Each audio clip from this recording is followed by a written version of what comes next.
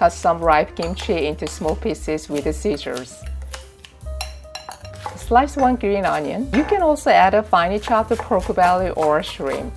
Add 1 teaspoon of sugar. Add about half cup of buchim garu. If you don't have a buchim garu, you can use a mix of flour and starch powder. Add 1 egg. Add water gradually, adjusting the thickness. About 6 tablespoons should be enough. The batter is ready. Let's cook it in the pan. Pour about 1 tablespoon of oil into the preheated pan. Once the oil is hot, add the batter. Spread it evenly and thinly.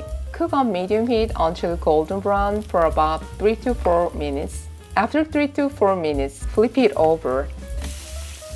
Add 1 tablespoon of oil. Cook the same way for another 3 to 4 minutes.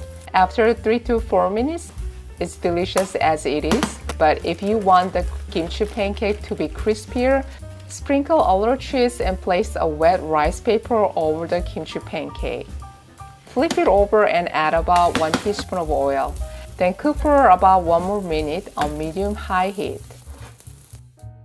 Kimchi pancake can be cut with scissors or a knife. Crispy and delicious rice paper kimchi pancake is done.